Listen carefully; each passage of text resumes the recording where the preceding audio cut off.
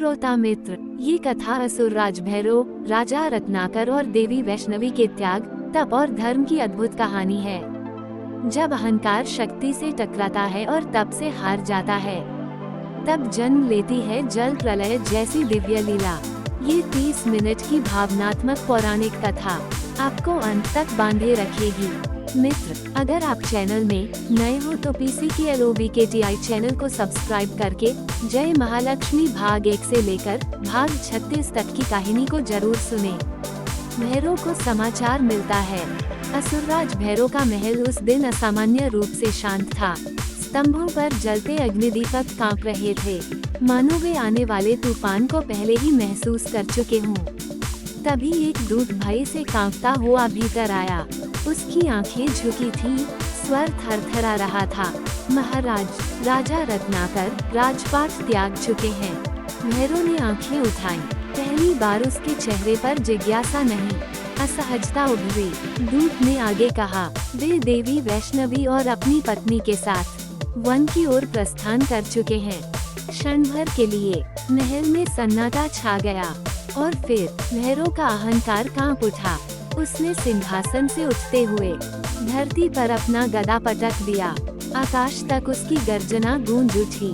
जिसने मेरी आज्ञा को ठुकराया है, वह जीवित नहीं बचेगा। उसकी आंखों में आग जल रही थी।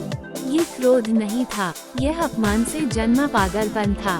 भैरव आगे बढ़ा और चिल्लाया, वैष्णवी मेरी हो या ये पृथ्वी जल में डूब जाए। उसके शब्द श्राप बनकर दीवारों से टकरा रहे थे। उसने हाथ उठाया। उस इशारे मात्र से सारे महल में युद्ध नाद गूंज उठा। सेनापति, भैरव गर्जा। असुर सेनापति दौड़कर आया। राजा को पकड़ लाओ और देवी को जंजीरों में बांधकर मेरे सामने प्रस्तुत करो। असुर सेना के नगाड़े बज उठे। भाले, तलवारें और अस्त्र अंधकार में चमक उठे। भैरव मुस्कुराया, लेकिन वह मुस्कान विनाश की सूचना थी। उसे क्या पता था कि जिसे वह पकड़ने जा रहा है, वह केवल राजा नहीं, त्याग का प्रतीक है। और जिसे बांधने की बात कर रहा है, वह कोई साधारण स्त्री नहीं, तप की जीवित शक्ति है।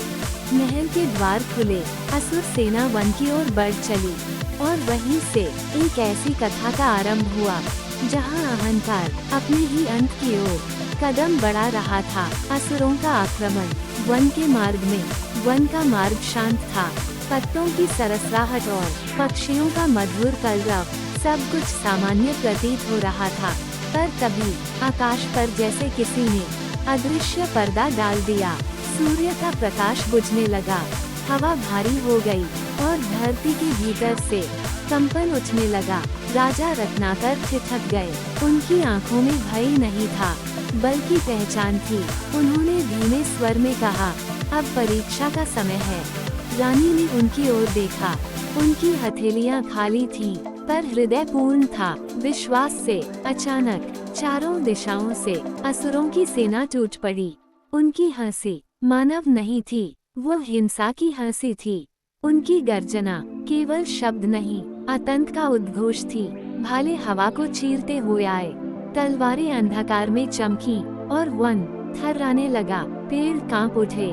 पक्षी दिशाहीन उड़ने लगे, मानो प्रकृति स्वयं सचेत कर रही हो। राजा और रानी निहत्थे खड़े थे। न कोई अस्त्र, न कोई कवच, पर उनके चेहरे पर निराशा का कोई चिन्ह नहीं था। राजा रत्नाकर ने अपनी आंखें मूंद ली। उन्होंने बाहर नहीं, अपने भीतर झांका। वहीं से एक गहरी शांति उभरने लगी। रानी ने भी दोनों हथेलियां जोड़ ली। उनकी सांसों में भय नहीं, बल्कि समर्पण था। असुर पास आते जा रहे थे। धरती पर उनके कदम विनाश की लय में पड़ रहे थे। पर राजा और रानी अडिग खड़े रहे, क्योंकि वे जानते थे, जिसके भीतर धर्म जागृत हो, उसके लिए बाहरी अस्त्रों का कोई अर्थ नहीं। वन अब भी कांप रहा था। अंधकार गहराता जा रहा था, पर उसी अंधकार के गर्भ में एक नई शक्ति जन्म लेने वाली थी। जल प्रलय का उद्गम। राजा रत्नाकर ने आंखें मूंद ली। रानी ने कोई मंत्र नहीं पढ़ा, कोई अस्त्र नहीं उठाया। उन्होंने बस दोनों हाथ जोड़कर अपनी आंखें मूंद ली। उनका ध्यान बाहर नहीं, अपने भीतर उतर गया। उस क्षण उनके चेहरे पर भय नहीं था, केवल एक गहरी शांति थी, जैसे वर्षों का संयम आज उत्तर देने को तैयार हो। और तभी धरती के भीतर से एक गंभीर गर्जन उठा। वो गर्जन आंधी या भूकंप का नहीं था, वह धर्म के जागने की ध्वनि थी। मिट्टी फटने लगी, शिलाएं कांप उठी और धरती की गहराइयों से जल उमड़ने लगा। पर वो कोई साधारण जल नहीं था, वह जल क्रोध से नहीं, संयम से जन्मा था। वह धाराएं हिंसा से नहीं, त्याग से बह रही थीं। राजा और रानी के हृदय से नीली उज्ज्वल ऊर्जा प्रकट होने लगी। धीरे धीरे वही ऊर्जा जल की धाराओं में बदल गई।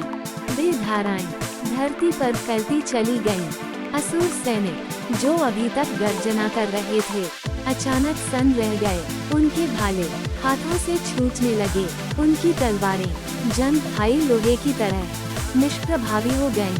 जल बढ़ता गया, असुर उसमें फंसते चले गए, बहते पत्तों की तरह, बिना दिशा, बिना शक्ति। उनकी हंसी चीख में बदल गई, उनकी गर्जना डर में घुल गई, और उनका बल वही बल जो हिंसा से उपजा था, आज उसी हिंसा में विलीन हो रहा था। राजा और रानी स्थिर खड़े रहे, उनके चारों ओर जल प्रलय था, पर उनके भीतर केवल शांति थी, क्योंकि जो शक्ति धर्म से जन्म लेती है वह नष्ट नहीं करती, वह अहंकार को बहा ले जाती है। और ये अंत नहीं था, ये तो केवल उस दिव्य शक्ति का प्रथम प्रकट होना था। भैरव का क्रोध। जब ये समाचार असुरराज भैरव तक पहुंचा, तो क्षण भर के लिए उसके भीतर सब कुछ स्थिर हो गया।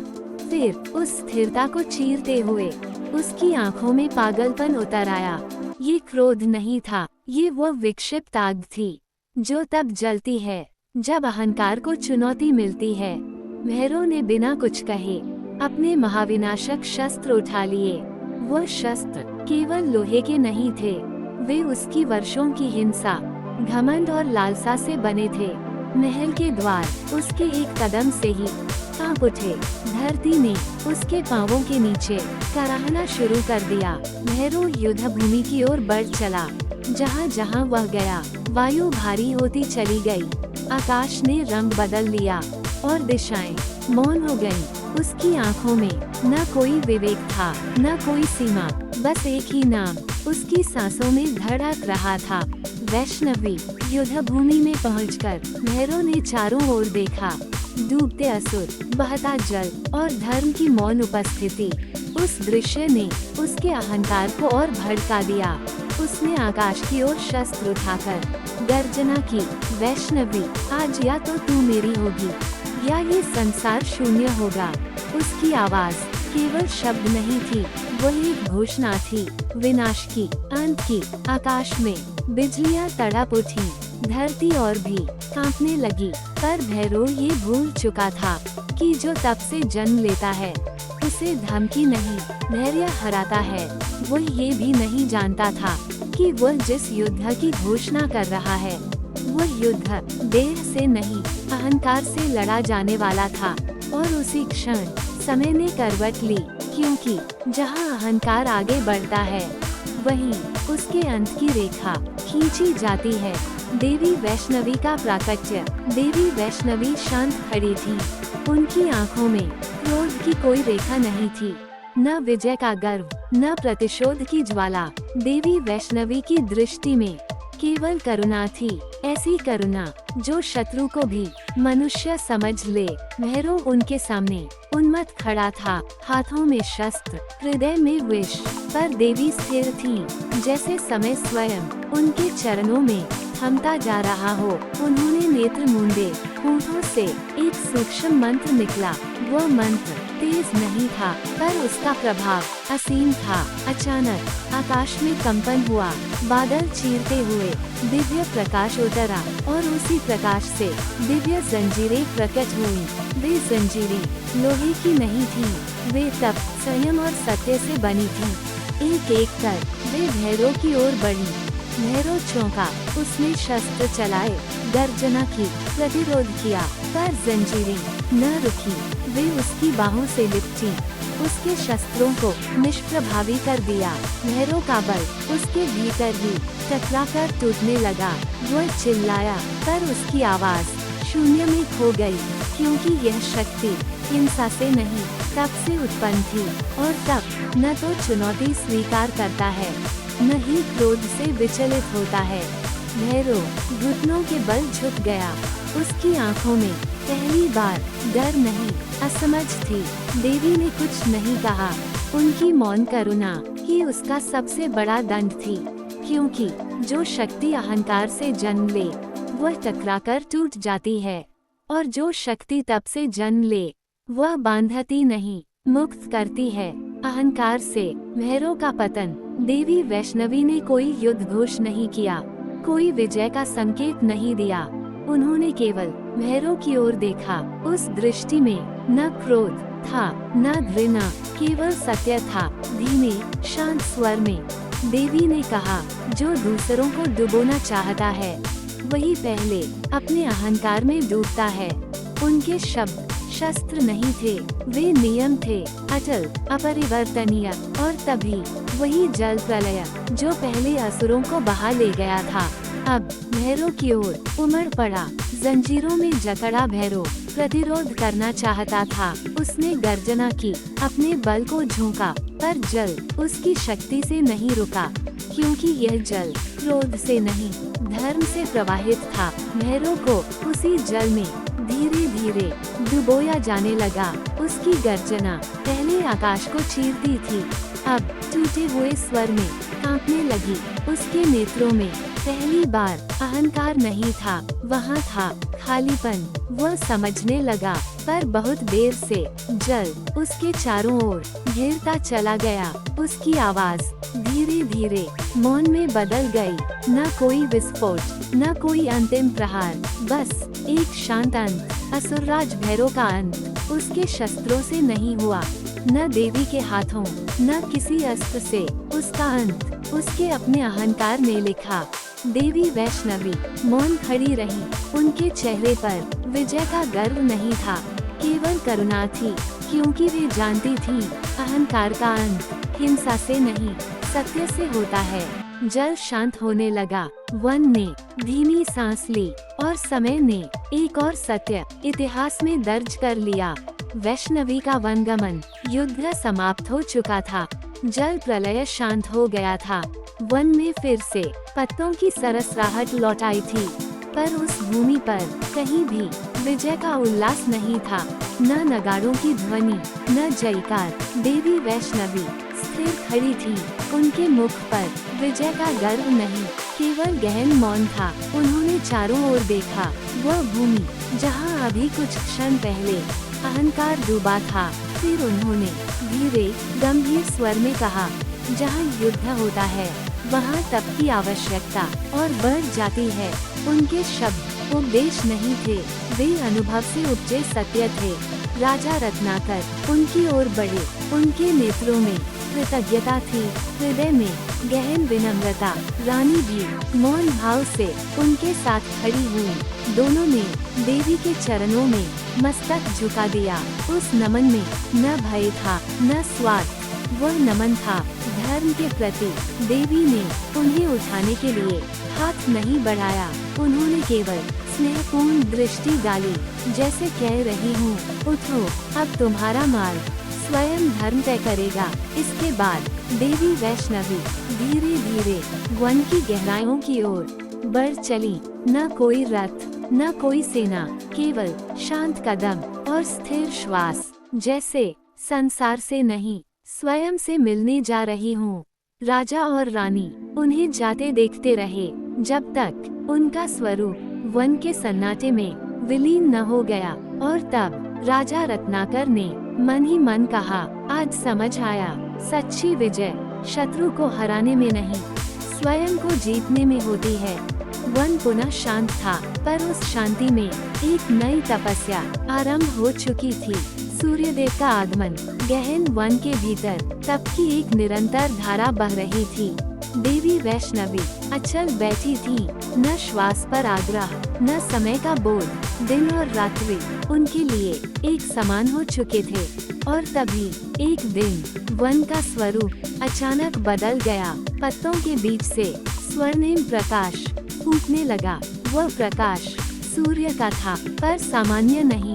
वह प्रकाश ऊष्मा नहीं, जीवन दे रहा था। पक्षी मौन हो गए, वायु थम गई, वन जैसे नतमस्तक हो गया। और उसी प्रकाश के मध्य साक्षात सूर्यदेव प्रकट हुए।